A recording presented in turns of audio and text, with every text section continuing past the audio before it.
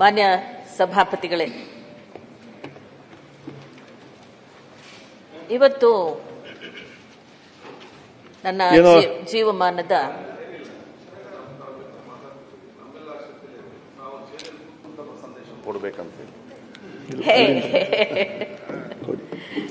Thank you. ಇವತ್ತು ನನ್ನ ಜೀವಮಾನದ ಅತ್ಯಂತ ಎತ್ತರದ ಸಂತೋಷದ ಕ್ಷಣಗಳು. ಈ ಒಂದು ಉಪಸಭಾಪತಿಯಾಗಿ ಆಯ್ಕೆಯಾಗಿರ್ತಕ್ಕಂಥ ಸಂದರ್ಭದಲ್ಲಿ ನಮ್ಮ ಈ ಸದನದಲ್ಲಿ ಪಕ್ಷಾತೀತವಾಗಿ ಸಭಾ ನಾಯಕರಿಂದಾದಿಯಾಗಿ ವಿರೋಧ ಪಕ್ಷದ ನಾಯಕರಿಂದಾದಿಯಾಗಿ ಎರಡೂ ಪಕ್ಷದ ಸದಸ್ಯರು, ನನ್ನ ಸಹೋದರರಿಂದಾಗಿ, ಮಂತ್ರಿಗಳಿಂದಾದಿಯಾಗಿ, ಸಭಾಪತಿಗಳಿಂದಾದಿಯಾಗಿ ಇಷ್ಟೊಂದು ಪ್ರಶಂಸೆ ಮತ್ತು ಪ್ರೋತ್ಸಾಹದ ನುಡಿಗಳನ್ನು ಕೇಳಿ ನನಗೆ ಮನಸ್ಸು ತುಂಬಿ ಬಂದಿದೆ. ನಿಮ್ಮೆಲ್ಲರಿಗೂ ಶರಣ. ಇದೊಂದು ಬಹುಶಃ ಭಾವನಾತ್ಮಕ ಕ್ಷಣವೂ ಕೂಡ ನನ್ನ ಬದುಕಿನಲ್ಲಿ. ನಾನು ಈಗ ಇಲ್ಲಿ ಕೂತು ಇಷ್ಟೆಲ್ಲ ಜನರು ಮಾತಾಡ್ತಕ್ಕಂಥ ಸಂದರ್ಭದಲ್ಲಿ ಪದೇ ಪದೇ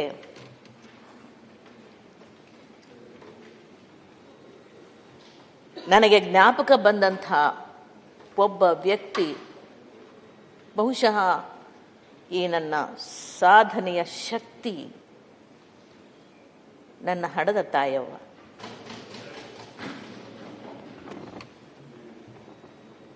ನನ್ನ ತಾಯಿಯ ಹೆಸರು ನಿಂಗಮ್ಮ, ಹಡೆದ ತಾಯಿಯ ಹೆಸರು ನಿಂಗಮ್ಮ. ನನ್ನ ಹಾಗೆ ಒಂಟಿ ಬದುಕನ್ನ ಕಂಡ ಜೀವ.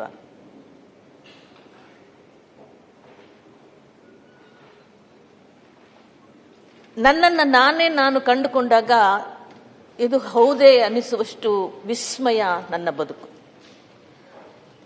ಇಲ್ಲಿಯವರೆಗೂ ಕೂಡ ನನ್ನ ತಂದು ಮುಟ್ಟಿಸಿದರೆ ಅಂತ ಹೇಳಿದ್ರೆ, ಒಂದು ಸಾಮಾನ್ಯವಾದಂತಹ ಅತ್ಯಂತ ಬಡತನದಲ್ಲಿ ಕೂಡಿದಂತಹ ಕೂಲಿ ಕೆಲಸ ಮಾಡ್ತಿದ್ದ ಒಬ್ಬ ಹೆಣ್ಣು ಮಗಳ ಗರ್ಭ ಇನ್ನೆಷ್ಟು ಗಟ್ಟಿ, ಅದೆಷ್ಟು ಶಕ್ತಿ. ಆ ತಾಯಿಯ ಗರ್ಭದಲ್ಲಿ ನಾನು ಏನೂ ಮಾಡಿದಂತಲ್ಲ, ಅದೆಲ್ಲವನ್ನೂ ತಾನು ತನ್ನ ಗರ್ಭದಲ್ಲಿ ತುಂಬಿ ಈ ಶಿಶುವನ್ನ ಭೂಮಿಗೆ ಇಳಿಸಿ ಹೋಗಿದ್ದಾಳಲ್ಲ, ಶರಣ. ಇದೆಲ್ಲವೂ ಕೂಡ ಆಕೆಗೆ ಅಂತಹ ಮಗುವನ್ನ ತಂದು, 8 ತಿಂಗಳ ಮಗುವನ್ನ ತಂದು ಸಾಕಿ ಸಲಹಿದ, ನನ್ನ ದತ್ತು ಪುತ್ರಿಯಾಗಿ ಸ್ವೀಕರಿಸಿದ ಸ್ವಾತಂತ್ರ್ಯ ಹೋರಾಟಗಾರರು, ಕಾಂಗ್ರೆಸ್ ಪಕ್ಷದ ಸದಸ್ಯರು, ಕೂಲಿ ಕಾರ್ಮಿಕ ನೇಕಾರರು ಆದ ನನ್ನ ತಂದೆ ಡಿ ಮುನಿನರಸಪ್ಪನವರು, ಅವರ ಶ್ರೀಮತಿ ರೇವಮ್ಮನವರು. ಅವರಿಗೆ ನಾನು ಮೊದಲು ನೆನಪು ಮಾಡಿಕೊಳ್ತಾ, ಅವರಿಗೆ ಇದನ್ನು ಸಮರ್ಪಿಸ್ತಾ ನನ್ನ ಈ ತೊದಲು ಮಾತುಗಳನ್ನು ಶುರು ಮಾಡಬೇಕು ಅಂತ ನನಗನಿಸಿತ್ತು. ಮಾನ್ಯ ಸಭಾಪತಿಗಳೇ, ಇಂದಿನ ಈ ಒಂದು ಸಭಾಪತಿಯ ಸ್ಥಾನವನ್ನ ನನಗೆ ಕೊಡಮಾಡಿದಂತಹ ನನ್ನ ಪಕ್ಷದ ಹಿರಿಯ ನಾಯಕರಾದಂತಹ ಶ್ರೀಮತಿ ಸೋನಿಯಾ ಗಾಂಧಿಯವರು, ವಿರೋಧ ಪಕ್ಷದ ನಾಯಕರಾದಂತಹ ರಾಹುಲ್ ಗಾಂಧಿಯವರು, ಇಂದಿನ ನಮ್ಮ ಪಕ್ಷದ ರಾಷ್ಟ್ರೀಯ ನಾಯಕರು, ಅಧ್ಯಕ್ಷರು ಆಗಿರ್ತಕ್ಕಂಥ ಮಲ್ಲಿಕಾರ್ಜುನ್ ಖರ್ಗೆಜಿಯವರು, ಮತ್ತು ನಮ್ಮ ರಾಜ್ಯದ ಉಸ್ತುವಾರಿಗಳಾಗಿರ್ತಕ್ಕಂಥ ಸುರ್ಜಿವಾಲ್ನವರು, ಪ್ರಧಾನ ಕಾರ್ಯದರ್ಶಿಗಳು, ಮತ್ತು ವೇಣುಗೋಪಾಲ್ರವರು, ನಮ್ಮ ಮುಖ್ಯಮಂತ್ರಿಗಳು ಡಿ ಕೆ ಶಿವಕುಮಾರ್ ಅವರು, ಮತ್ತು ನಮ್ಮ ಮತ್ತೋರ್ವ ಧೀಮಂತ ನಾಯಕರು, ಹಿಂದುಳಿದ ವರ್ಗದ ಮಹಾನ್ ಶಕ್ತಿಯಾದಂಥ ಮಾಜಿ ಮುಖ್ಯಮಂತ್ರಿಗಳಾದಂಥ ಶ್ರೀಯುತ ಸಿದ್ದರಾಮಯ್ಯನವರು, ಮತ್ತು ನನ್ನ ಕಾಂಗ್ರೆಸ್ ಪಕ್ಷದ ಎಲ್ಲ ನನ್ನೊಂದಿಗೆ ಬೆರೆತು ಪ್ರೀತಿಯನ್ನು ಹಂಚಿದಂತಹ ಅನೇಕ ಜೀವಗಳು, ನನಗೆ ಮಾರ್ಗದರ್ಶನ ಮಾಡ್ತಾ ಇಲ್ಲಿವರೆಗೂ ಕರ್ಕೊಂಡು ಬಂದು ನನಗೆ ಅವಕಾಶಗಳನ್ನು ಕೊಟ್ಟಂಥವ್ರು. ಅವರೆಲ್ಲರನ್ನೂ ನಾನು ಈ ಸಂದರ್ಭದಲ್ಲಿ ಸ್ಮರಿಸಿ ಕೃತಜ್ಞತೆಗಳನ್ನು ಈ ಸಂದರ್ಭದಲ್ಲಿ ನಾನು ಸಲ್ಲಿಸ್ತಾ ಇದ್ದೀನಿ. ಮಾನ್ಯ ಸಭಾಪತಿಗಳೇ, ನಮ್ಮ ವಿರೋಧ ಪಕ್ಷದ ನಾಯಕರು ಮಾತಾಡ್ತಕ್ಕಂಥ ಸಂದರ್ಭದಲ್ಲಿ ಒಂದು ಮಾತನ್ನ ಕೇಳಿದ್ರು. ಗೊತ್ತಿಲ್ಲ ಈ ಹೆಣ್ಮಗಳಿಗೆ ರಾಜಕೀಯದಲ್ಲಿ ಹೇಗೆ ಬರ್ಬೇಕು, ಯಾಕೆ ಬರಬೇಕು ಅನ್ನಿಸ್ತು, ಹೇಗೆ ಬಂದರು ಅದೆಲ್ಲ ನಮಗೆ ಗೊತ್ತಿಲ್ಲ, ಆದರೆ ನಾವು ಬಂಗಾರಪ್ಪ ಅವ್ರ ಪಕ್ಷದಿಂದ ನೋಡಿದ್ವಿ ಅಂತ. ನಿಜವಾಗ್ಲೂ ನಾನು ಹೇಳಬೇಕು ಅಂತ ಹೇಳಿದ್ರೆ,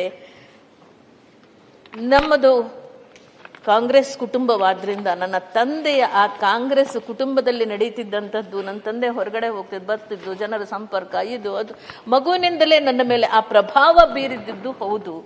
ತದನಂತರದಲ್ಲಿ ಮದುವೆ, ವಿದ್ಯಾಭ್ಯಾಸ, ಮದುವೆ, ಬೇರೆ ಬೇರೆ ರಂಗಭೂಮಿ, ಇನ್ನೊಂದು ಮತ್ತೊಂದು ಎಲ್ಲವೂ ಆಗ್ತಾ ಆಗ್ತಾ ಬಂದಾಗ ಸಿನಿಮಾ ನಟಿ ಬಹುಶಃ ಅನುಭವ ಕಾಲದಲ್ಲಿ ಅನುಭವ ನೋಡಿದ ಗೆಳೆಯರಲ್ಲಿ ಇರ್ಬೋದು ಅನ್ಕೋತೀನಿ. ಅನುಭವ ಚಿತ್ರಗಳನ್ನು ನೋಡಿರತಕ್ಕಂಥವ್ರು ಬಹಳಷ್ಟು ಜನ ಈಗ 60 ದಾಟಿದ್ದಾರೆ ಅನ್ಕೋತೀನಿ.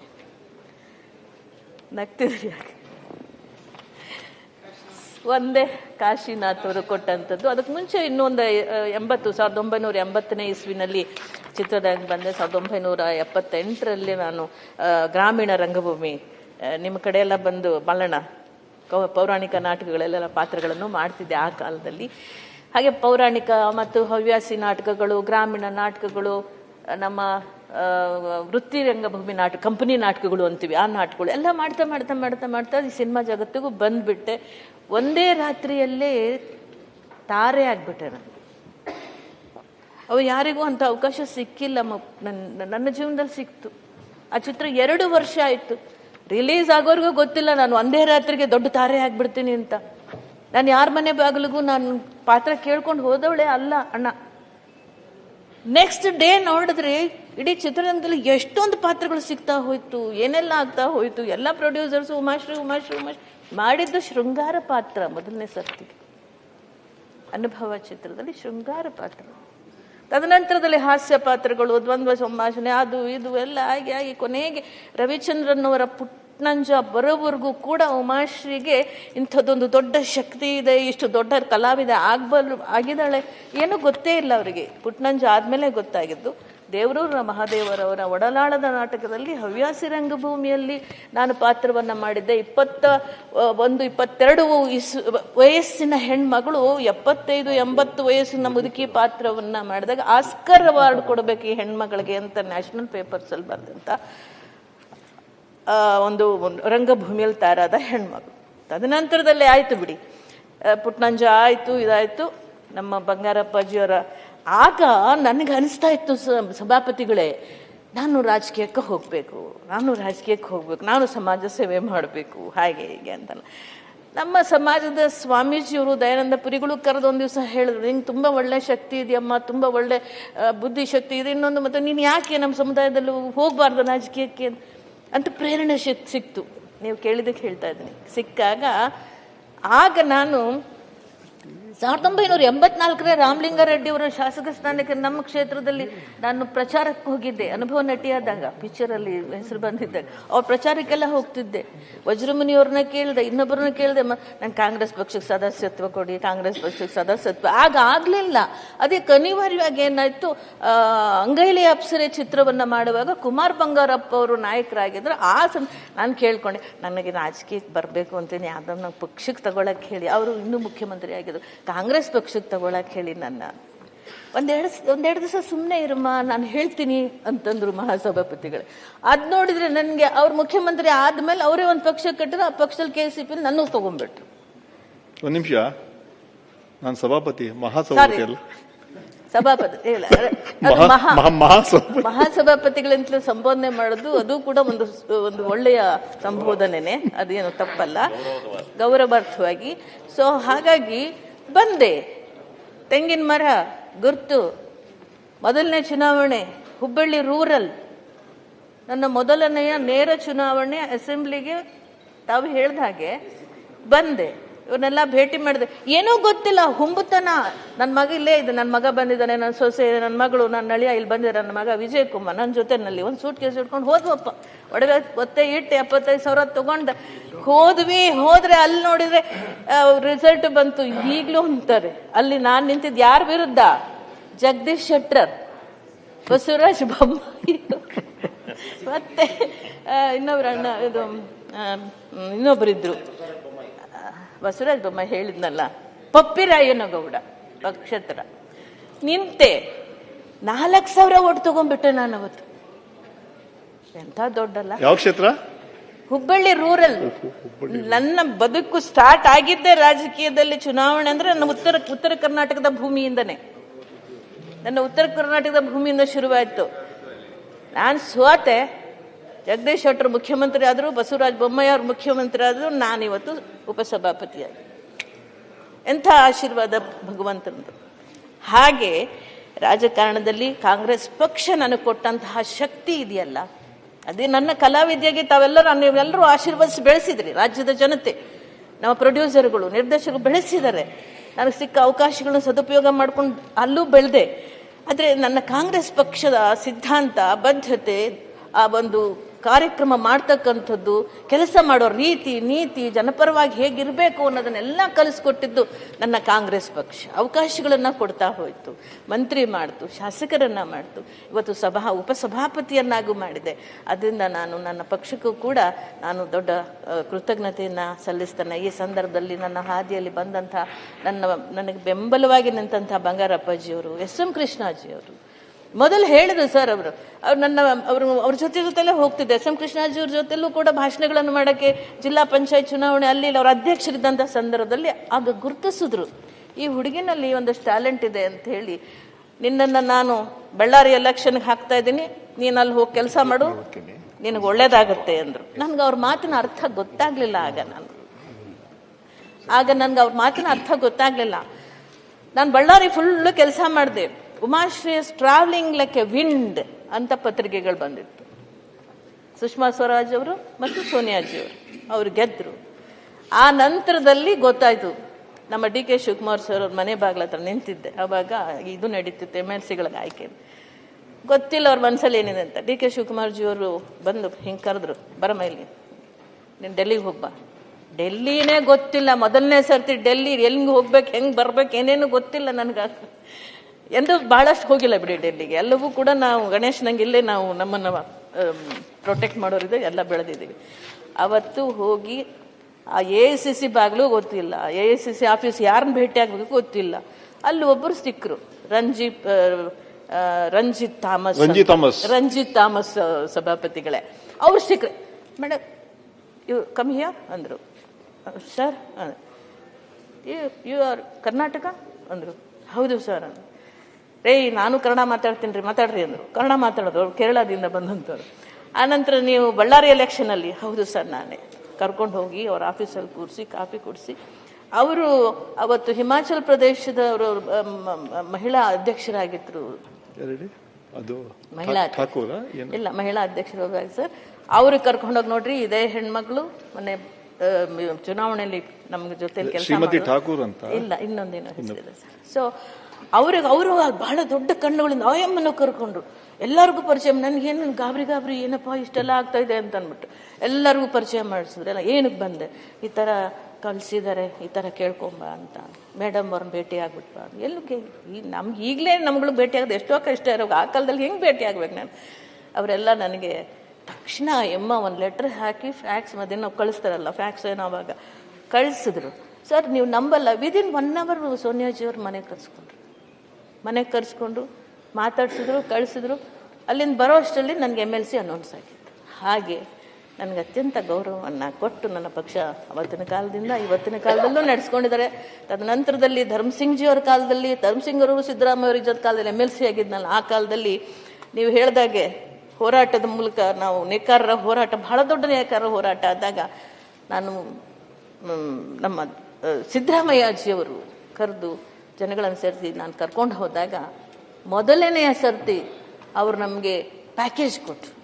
ವಿದ್ಯುತ್ ಸಬ್ಸಿಡಿ, ಯಶಸ್ವಿನಿ ಯೋಜನೆ, ಸಾಲ ಮನ್ನಾ, ಬಡ್ಡಿ ಮನ್ನಾ, ಈ ಥರ ಮೊದಲನೇ ಪ್ಯಾಕೇಜ್ ಹೋರಾಟದ ಮೇಲೆ ನಾನು ಒಬ್ಬ ಆರ್ಡಿನರಿ MLC ಆಗಿ ಅದನ್ನು ಗಿಟ್ಟಿಸ್ಕೊಂಡು ನಮ್ಮ ಸಮಾಜಕ್ಕೆ ಕೊಡೋಕೆ ಅನುಕೂಲ ಆಯಿತು. ಧರ್ಮಸಿಂಗ್ ಜಿಯವರು ಮತ್ತು ನಮ್ಮ ಖರ್ಗೆಜಿ, ಸಿದ್ದರಾಮಯ್ಯಜಿಯವರು, ಅಲ್ಲಿಂದ ಮಲ್ಲಿಕಾರ್ಜುನ ಖರ್ಗೆ ಅವರು ಇದಕ್ಕೂ ಟಿಕೆಟ್ ತರದಾಳ ಸರ್ 3 ಕಡೆ ಅಪ್ಲೈ ಮಾಡಿಬಿಟ್ಟಿದ್ದೆ ನಾನು. ಸುಮ್ಮನೆ ಎಲ್ಲರೂ ಕೇಳ್ತಾರಲ್ಲ ನಾನು ಕೇಳೋಣ ಅಂತ ಕೇಳ್ಬಿಟ್ಟೆ. ನಿಜವಾಗ್ಲೂ ಹೇಳ್ತೀನಿ, ಎಲ್ಲರೂ ಕೇಳ್ತಾರೆ MLA ಟಿಕೆಟ್, ನಾನು ಅಪ್ಲಿಕೇಶನ್ ಹಾಕೋಣ. ಬೆಂಗಳೂರು ರೂರಲ್ಲೂ ಬೆಳಗಾಂ ಸಿಟಿ ಮತ್ತು ತೇರ್ದಾಳನು ಸಕ್ಸಸ್ ಆಗ್ಬಿಡ್ತು. ತಿರ್ಗಾ ಓಡೋದು, ಬೇಡ ಬೇಡ ಬೇಡ ನನಗೆ, ನಾನು ನಿಲ್ಲಲ್ಲ ಸರ್, ದಯವಿಟ್ಟು ಬೇಡಿ ಸರ್, ವಾಪಸ್ ತಗೊಳ್ಳಿ ಅಂತ ಮಲ್ಲಿಕಾರ್ಜುನ್ ಖರ್ಗೆ. ಏನು ತಮಾಷೆ ಆಡ್ತೀಯ ನೀನು, ಎಲ್ಲ ಆರ್ಡರ್ ಆಗ್ಬಂದೆ ಹೋಗು ಅಂದ್ರು. ಹೀಗೆ ಗೊತ್ತಿಲ್ಲದ ಜಾಗ, ಕಲ್ಲಪ್ಪ ಮಲ್ಲಪ್ಪ ಗೊತ್ತಿಲ್ಲ, ಜಾಗ ಗೊತ್ತಿಲ್ಲ, ಓಣಿ ಗೊತ್ತಿಲ್ಲ, ಆ ಊರೇ ನೋಡಿಲ್ಲ, ನಂಗೇನೋ ಗೊತ್ತಿಲ್ಲ. ನೀವಾದ್ರೂ ನರ್ಸ್ ಮಾಡ್ತಿರಲ್ಲ, ಹೋಗಿ ಮೊದಲೇ ಎಲ್ಲ ನೋಡ್ಕೊಂಬರ್. ಎಂಥದ್ದು ನೋಡಿಲ್ಲ ಸೌದಿ ಅಣ್ಣ, ನಾನು ಏನೋ ನೋಡದೆ ನುಗ್ಗಿಬಿಟ್ಟೆ. ನುಗ್ಗಿ ಅಲ್ಲಿ ದೊಡ್ಡ ಗಲಾಟೆ, ಸೌದಿ ಸರ್ ಗೊತ್ತು ಅದೆಲ್ಲಾನು, ದೊಡ್ಡ ಗಲಾಟೆಗೆ ಜಗಳ ಕಿತ್ತಾಟ ಎಲ್ಲ ಆಯ್ತು. ಕೊನೆಗೆ ಇನ್ನು 10 ದಿವಸ ಇದೆ ಸರ್, ಊರ ಒಳಗೆ ಬಿಟ್ಕೊಳ್ಳಿಲ್ಲ ಸರ್, ನನ್ನ ಎಲೆಕ್ಷನ್ನೇ ಮಾಡಕ್ ಬಿಟ್ಕೊಳ್ಳಿಲ್ಲ. ಎಲ್ಲಿಂದ ಬಂತಿದೆ, ಎಲ್ಲಿಂದ ಹಾಕ್ಯಾರಿದೆ, ಯಾವ್ದಿದೆ ನಮ್ಗೆ ಗೊತ್ತಲ್ಲ ಅಂತ ಊರೊಳಗೆ ಬಿಟ್ಕೊಳ್ಳಿಲ್ಲ ನನ್ನ. ಖರ್ಗೆಜಿಯವರು ಸಿದ್ದು ನ್ಯಾಮಗೌಡರು ಫೋನ್ ಮಾಡಿದ್ರು. ನನ್ನ ನಾಮಿನೇಷನ್ ಹೆಂಗಾಯ್ತು, ಊರೊಳಗಂತೂ ಯಾರು ನನ್ನ ಹಾರ ಹಾಕಿ ಕರ್ಕೊಂಡು ಹೋಗ್ಲಿಲ್ಲ. ಸಿದ್ದು ನ್ಯಾಮಗೌಡ್ರ ನಾಮಿನೇಷನ್ನು ಕ್ರೌಡ್ ಜೊತೆಲಿ ನನ್ನೂ ಒಬ್ಬರು ನಿಲ್ಸ್ಕೊಂಡು ಹೋಗಿ ಅವರೇ ನಾಮಿನೇಷನ್ ಮಾಡಿದ್ರು. ಕಡೆಗೆ ಸಿದ್ದು ನ್ಯಾಮಗೌಡ್ರು ನಮ್ದು 6-7 ಹಳ್ಳಿ ಅದಲ್ಲ ಸರ್, ಮದನಮಟ್ಟಿ ಅದು ಎಲ್ಲ, ಇದು ಹಿಪ್ಪರಿಗೆ ಕಡೆ, ಆ 6-7 ಹಳ್ಳಿಯವ್ರನ್ನ ಕರೆದು, ನೋಡಪ್ಪ ಹಿಂಗಾದ್ರೆ ಮತ್ತೆ ಅವಿರೋಧ ಆಗ್ಬಿಡ್ತದೆ BJP, ಹಂಗೆ ಮಾಡ್ಕೋಬೇಡ್ರಿ, ನೀವು ಹೋಗಿ ಅವ್ರಿಗೆ ಹೇಳ್ರಿ ಅಂತ ತೇರ್ದಾಳಕ್ಕೆ ಈ 7 ಹಳ್ಳಿಯವ್ರನ್ನ ಕಳಿಸಿ ಅಲ್ಲಿ ನ್ಯಾಯ ಬಗೆಹರಿಸಿ ಅಲ್ಲಿ ಹಾರ ಹಾಕಿ ಕರ್ಕೊಂಡು ಹೋಗೋದಕ್ಕೆ 10 ದಿವಸ ಉಳಿದಿದ್ದು.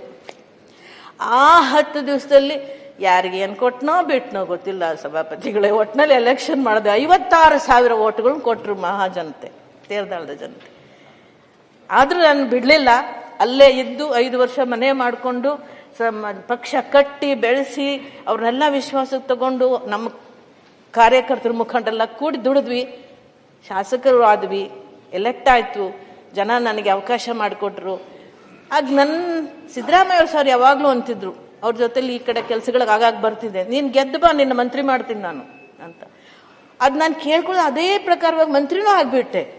ಸೊ ಹಾಗೆ ಬಹುಶಃ ಇದ್ರ ಜೊತೆ ಅದೃಷ್ಟನೂ ಸ್ವಲ್ಪ ಕೆಲಸ ಮಾಡಿರ್ಬೋದು ಶ್ರಮದ ಜೊತೆ ಅಂತ ನಾನು ತಿಳ್ಕೊತೀನಿ. ತಾಯಿ ಆಶೀರ್ವಾದ ಇರ್ಬೋದು, ಮಂತ್ರಿನೂ ಆದೆ, ನಿಮ್ಮೆಲ್ಲರ ಜೊತೆ ಕೆಲಸ ಮಾಡಿ ನಿಮ್ಮೆಲ್ಲರ ಜೊತೆನಲ್ಲಿ ಇರೋಕ್ಕೆ ಅವಕಾಶ ಆಯಿತು, ರಾಜ್ಯದ ಜನತೆಗೂ ಆಯಿತು. ಈಗ 2023ರಲ್ಲಿ ಪಾಪ ರಾಜಕೀಯದ ಕಾರಣಗಳಿಗೋಸ್ಕರ ನಾವೇನು ಅದನ್ನು ಮಾತಾಡಕ್ಕೆ ಹೋಗೋದಿಲ್ಲ. ಈಗ ನನ್ನನ್ನು MLCನೂ ಮಾಡಿದ್ರು, ಸಭಾಪತಿನೂ ಮಾಡಿದ್ರು. ಇಲ್ಲಿವರೆಗೂ ನಡ್ಕೊಂಡು ಬಂದ ನನ್ನ ರಾಜಕೀಯ ಜೀವನ ಒಟ್ಟಾರೆಯಾಗಿ ನಾನು ಬರೀ ಕಲಾವಿದೆಯಾಗಿ ಎಲ್ಲರೂ ನನ್ನನ್ನು ನೋಡ್ತಕ್ಕಂಥ ಸಂದರ್ಭದಲ್ಲಿ ನನ್ನ ಪಾರ್ಟಿ ಒಳಗಡೆ ಒಬ್ಬ ರಾಜಕಾರಣಿ ಅಲ್ಲ, ಒಬ್ಬ ಕಾರ್ಯಕರ್ತಳಾಗಿ ಯಾವ ಹೆಜ್ಜೆಯನ್ನಿಟ್ಟು ನಾನು ಮುಂದೆ ಬಂದೆ ಅನ್ನುವಂಥದ್ದಿದೆಯಲ್ಲ, ಅಲ್ಲೂ ಕೂಡ ಏನು ಮುಳ್ಳಿನ ಹಾಸಿಗೆನೆ, ಎಲ್ಲೂ ಕೂಡ ಏನು ಭಾಳ ಒಳ್ಳೆ ಇದಿರೋದಿಲ್ಲ. ಎಲ್ಲ ಮೇಲೂ ಬೀಳುವ ಅವಮಾನ ಸನ್ಮಾನ ಎಲ್ಲವನ್ನೂ 2 ಕ್ಷೇತ್ರಗಳಲ್ಲಿ ಅನುಭವಿಸ್ಕೊಂಡು ಬಂದಿದ್ದೀನಿ. ಮನೆ ಸಭಾಪತಿಗಳ ಇಲ್ಲಿವರೆಗೂ ಬಂದಿದ್ದೀವಿ. ಇವತ್ತಿನ ದಿವಸ ಈ ಒಂದು ಸ್ಥಾನ ಬಹಳ ಹೂವಿನ ಸ್ಥಾನ ಅಲ್ಲ ಸಭಾಪತಿಗಳಾಗಲಿ ನನಗಾಗಲಿ. ಆದರೂ ನಿಮ್ಮೆಲ್ಲರ ಸಹಕಾರ, ನಿಮ್ಮೆಲ್ಲ ಈ ಹಿಂದೆ ಆಗಿ ಹೋಗಿದಂಥವ್ರು ಯಾರ್ಯಾರು ಸಭಾಪತಿಗಳಾಗಿದ್ದಾರೆ, ಯಾರ್ಯಾರು ಉಪಸಭಾಪತಿಗಳಾಗಿದ್ದಾರೆ, ಏನು ಇತಿಹಾಸ ಹೇಳುತ್ತೆ, ಏನು ಸಂವಿಧಾನ ಹೇಳುತ್ತೆ, ಏನು ನಿಯಮಗಳು ಹೇಳುತ್ತೆ, ಇದರ ಅಡಿಯಲ್ಲಿ ಎರಡೂ ಪಕ್ಷದವರು ನಮ್ಮವರೇ ಅನ್ನೋ ಭಾವನೆಯಲ್ಲಿ ಎಲ್ಲರೂ ಸಮಾನವಾಗಿ ತೆಗೆದುಕೊಳ್ತು ಹೋಗ್ತಕ್ಕಂಥದ್ದು ಮತ್ತು ಸಭಾಪತಿಯ ಜೊತೆಯಲ್ಲಿ ಕೂಡಿ ಕೆಲಸ ಮಾಡ್ತಕ್ಕಂಥದ್ದು ಅವರು ನಮಗೆ ಮತ್ತು ಅವರಿಗೆ ಒಂದು ಅನುಸರಣೀಯವಾಗಿ ಕೆಲಸವನ್ನು ಖಂಡಿತವಾಗ್ಲೂ ನಾನು ಮಾಡ್ಕೊಂಡು ಹೋಗ್ತೇನೆ ಅಂತಕ್ಕಂಥ ವಿಶ್ವಾಸವನ್ನು ವ್ಯಕ್ತಪಡಿಸ್ತಾ, ಇದರ ಜೊತೆಯಲ್ಲಿ ಬಹಳ ಹೆಚ್ಚಾಗಿ ನಾನು ನಿರಂತರವಾಗಿ ಶಕ್ತಿಯಾಗಿ ನನಗೆ ನಿಂತಿರೋದು ನನ್ನ ಕುಟುಂಬ, ನನ್ನ ಮಗ, ವಿಶೇಷವಾಗಿ ಮಗಳು, ನನ್ನ ತಾಯಿ ಅನ್ನಿಸ್ಕೊಂಡಿರ್ತಕ್ಕಂಥ ಸೊಸೆ ಶ್ವೇತಾ, ಇವತ್ತಿಗೆ ಅವಳು ನನಗೆ ತಾಯಿ ನನ್ನ ಮನೆ, ಮತ್ತು ನನ್ನ ಅಳಿಯ ಡಾಕ್ಟರ್ ರಮೇಶ್, ಡಾಕ್ಟರ್ ಗಾಯತ್ರಿ, ಇವರೆಲ್ಲರ ಸಪೋರ್ಟ್ ಇರೋದ್ರಿಂದ ನಾನು ನಿರ್ಮಳವಾಗಿ ನಾನು ಈ ಜೀವನಗಳನ್ನು ನಾನು ಮಾಡ್ತಾ ಬಂದಿದ್ದೀನಿ. ಬಹಳ ಮುಖ್ಯವಾಗಿ ಸರ್ ತಮಗೆಲ್ರಿಗೂ ಹೇಳ್ತೀನಿ, ಮುಗಿಸ್ಬಿಡ್ತೀನಿ ಸಭಾಪತಿ, ನಾನು ನಿಮ್ಮೆಲ್ರಿಗೂ ಹೇಳ್ತೀನಿ,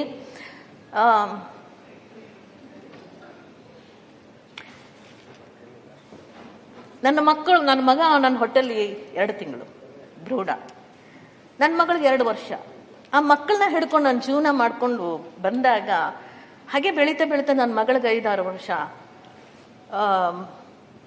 ಸೀತಾರಾಮ್, ನಿಮ್ಮ ಜನತಾ ದಳದಲ್ಲಿದ್ರಲ್ಲ, TN ಸೀತಾರಾಮ್, ಜನತಾ ಪಕ್ಷ ಅಲ್ಲ, ಜನತಾ ಪಕ್ಷ TN ಸೀತಾರಾಮ್ ಅವರು, ರಂಗಭೂಮಿಯವರು ಎಲ್ಲ ಹೇಳ್ತಾರೆ, ಎಷ್ಟು ವರ್ಷ ಅಂತ ನೀನು ಹಿಂಗೆ ಇರ್ತೀಯ, ಮುಂದೆ ನಿನಗೆ ವಯಸ್ಸಾಗತ್ತೆ, ನಿನ್ಗೊಬ್ಬ ಸಂಗಾತಿ ಬೇಕು, ನೀನು ಮದುವೆ ಮಾಡ್ಕೋ ಅಂತ ಹೇಳಿ ರಮೇಶ್ ಬಂದ್ಗದ್ದೆ ಅವರನ್ನ ಮದುವೆ ಮಾಡಬೇಕು ಅಂತ. ಅಣ್ಣಜಿ ಗೊತ್ತಲ್ಲ ತಮಗೆ ರಮೇಶ್ ಬಂದ್ಗದ್ದೆ. ನನ್ನ ಮಗಳನ್ನ ಕೇಳಿದೆ, ಅಮ್ಮ ನಿನ್ಗೆ ಅಪ್ಪನ ತಂದು ಕೊಡ್ತೀನಿ. No, I don't want to share my mummy with anybody ಅನ್ನೋದು ಮಗು. ಅದು ನಿರ್ಧಾರ ಆಯಿತು. ನನ್ನ ಬದುಕು ಯಾರಿಗಾಗೂ ಅಲ್ಲ, ನನ್ನ ಮಕ್ಕಳಿಗಾಗಿ. ಈ ಬದುಕನ್ನು ಬೇರೆಯವರೊಂದಿಗೆ ಹಂಚ್ಕೋಬಾರ್ದು. ಆವತ್ತಿನಿಂದ ಇವತ್ತಿನವರೆಗೂ ಕೂಡ ಹೀಗೆ ಬಂದೆ. ನಾನು ಯೋಚನೆ ಮಾಡ್ತಾ ಇದ್ದೆ, ನನ್ನ ರಂಗಭೂಮಿ ಗೆಳೆಯರು ಹೇಳ್ತಿರು, ನಿನ್ಗೀಗ 35 ವರ್ಷ, ಮಾಸ್ಟರ್ ಹೇಳ್ತೀನಿ ಕೇಳು, ನಮ್ಮ ಲೋಕೇಶ ಹೇಳ್ತಿದ್ದ ರಂಗ ಸಂಪದ, ತುಂಬ ಹಿಂಸೆ ಅನುಭವಿಸ್ತೀಯ, ಒಂಟಿಯಾಗಿ ಬದುಕೋದು ತುಂಬ ಕಷ್ಟ ಇದೆ ವಯಸ್ಸಾದ್ಮೇಲೆ, ನಿನ್ನ 60ರ ನಂತರ ತುಂಬ ನೋವು ಪಡ್ತೀಯ ಅಂದ. ಇಲ್ಲ, ನಾನು ನೋವು ಪಡೋದಿಲ್ಲ, ನನ್ನ ಬದುಕನ್ನು ನಾನು ಹೇಗೆ ನಿಭಾಯಿಸ್ತೀನಿ ಹಾಗೆ ನಿಭಾಯಿಸ್ತೀನಿ ನೋಡು ಅಂತ ಹೇಳ್ಬಿಟ್ಟು ಸದಾಕಾಲ ನಾನು ವರ್ಕ್ ಮಾಡ್ತಾನೆ ಇರಬೇಕು, ಬಿಸಿಯಾಗಿರ್ಬೇಕು, ನನ್ನನ್ನು ನಾನು ದಣಿಸ್ಕೋಬೇಕು, ದಣಿಸ್ಕೊಂಡು ನನ್ನ ರಾತ್ರಿಗಳನ್ನು ಮುಗಿಸ್ಕೋಬೇಕು, ನಿದ್ರೆ ಬಂದ್ಬಿಡುತ್ತೆ. ಅದಕ್ಕೆ ಬರೆದಿದ್ರು. ಆ ಕಾರಣಕ್ಕೆ ಎಲ್ಲಿ ಹೋಗೋದು, ರಾಜಕೀಯ ಕ್ಷೇತ್ರಕ್ಕೆ ಹೋಗೋಣ, ಒಂದು ಜನ ಇರ್ತಾರೆ, ಹಗಲು ರಾತ್ರಿ ಅವ್ರ ಜೊತೆ ದುಡಿಬೋದು, ಹೈರಾಣ ಆಗ್ಬೋದು, ಬದುಕು ಮರ್ತು ಹೋಗುತ್ತೆ, ಕುಟುಂಬ ಮರ್ತು ಹೋಗುತ್ತೆ, ರಾತ್ರಿ ನೆಮ್ಮದಿಯಿಂದ ನಿದ್ದೆ ಮಾಡ್ಬೋದು. ಯಾವ ಗಂಡಿನ ಪ್ರೀತಿ ಪ್ರೇಮಗಳ ನೋವು ನನಗಾಗೋದಿಲ್ಲ ಅಂತ ಅಂದ್ಕೊಂಡು ಈ ಕ್ಷೇತ್ರಕ್ಕೆ ಬಂದೆ, ಸಾಮಾಜಿಕ ಕ್ಷೇತ್ರಕ್ಕೆ ಬಂದೆ. ಅದು ಸಕ್ಸಸ್ ಆಗಿದ್ದೀನಿ. ನನ್ನ ನೋವುಗಳನ್ನು ಮರೆತು, ನನ್ನ ದಿನಗಳನ್ನು ಮರೆತು, ನನ್ನ ರಾತ್ರಿಗಳ ಬಗ್ಗೆ ಚಿಂತೆ ಇಲ್ಲದೆ ನನ್ನ ಬದುಕನ್ನು ಮುಗಿಸಿದ್ದೀನಿ. ಈಗ ನಾನು 70ರ ಹರೆಯ.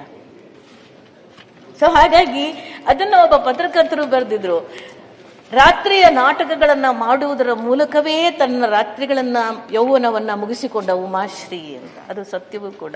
ಸ್ನೇಹಿತರೆ, ನಿಮ್ಮ ಜೊತೆಲ್ಲ ಯಾಕೆ ಹೀಗೆ ನಗ್ನಾಗ್ತಾ ಇರ್ತೀನಿ, ಯಾಕೆ ಸಮಾಜದ ಎಲ್ಲರ ಜೊತೆ ನಗ್ನಾಗ್ತಾ ಇರ್ತೀನಿ, ಯಾಕೆ ನನ್ನನ್ನು ನಾನು ಇಷ್ಟು ಬಳಸ್ಕೊಳ್ತಾ ಇದ್ದೀನಿ ಅಂತ ಹೇಳಿದ್ರೆ, ಈ ದೇಹ ಹುಟ್ಟಿದೆ ಅದು ಕುಟುಂಬಕ್ಕೋಸ್ಕರ ಮಾತ್ರ ಅಲ್ಲ. ಈ ದೇಹ ಪ್ರತಿಯೊಂದು ಕಣಕಣವೂ ಕೂಡ ಸಮಾಜದ ಮುಖಿಯಾಗಿದ್ದು ಹೋದ್ರೆ ಕರಗು ಹೋಗುವ ಜೀವಕ್ಕೆ ಎಲ್ಲರಿಂದಲೂ ಪ್ರೀತಿ ಸಿಕ್ಕರೆ ಸಾಕು. ಒಬ್ಬ ಗಂಡಸನಿಂದ, ಒಬ್ಬ ಗಂಡನಿಂದ ಮಾತ್ರನೇ ಪ್ರೀತಿ ಸಿಗಬೇಕಾ, ಒಬ್ಬ ತಾಯಿಯಿಂದ ಮಾತ್ರನೇ ಪ್ರೀತಿ ಸಿಗಬೇಕಾ?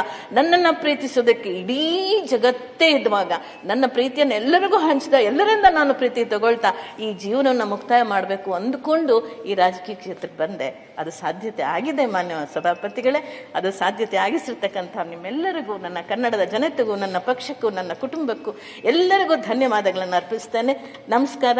ಮತ್ತೆ ನಾನು ಈ ಒಂದು ಸ್ಥಾನದಲ್ಲಿ ಏನಾದರೂ ತಪ್ಪು ಒಪ್ಪುಗಳನ್ನು ಮಾಡಿದ್ರೆ ತಿದ್ದಿ ಬುದ್ಧಿ ಹೇಳಿ. ನಮಸ್ಕಾರ.